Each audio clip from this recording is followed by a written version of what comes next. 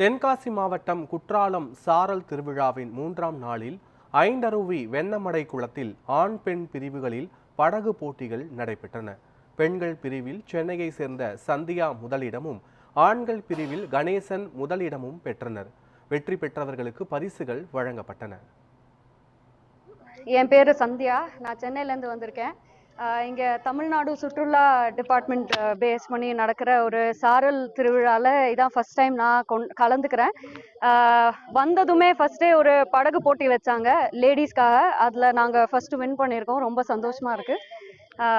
ரொம்ப அழகாக ஆர்கனைஸ் பண்ணியிருக்காங்க. ரொம்ப நல்லா இருக்குது. நல்லா என்ஜாய் பண்ணோம். குற்றாலம் நாங்கள் நிறைய வாட்டி வந்திருக்கோம். சாரல் திருவிழாவுக்கு இதான் ஃபர்ஸ்ட் டைம் வரோம். ரொம்ப நல்லா இருக்கு. நல்லா அரேஞ்ச் பண்ணியிருக்காங்க. க்ரௌடு வரும்போது நல்லா கரெக்டாக அரேஞ்ச் பண்ணி கியூவில் விடுறாங்க. அதெல்லாம் ரொம்ப நல்லா பண்ணியிருக்காங்க கவர்மெண்ட். என் பேர் அகல்யா, நான் திருப்பூர்லேருந்து வரேன். வருஷம் போட்டிங் சாரல் விழா நடத்துவாங்க. இந்த வருஷம் செகண்ட் ப்ரைஸ் வாங்கியிருக்கோம்.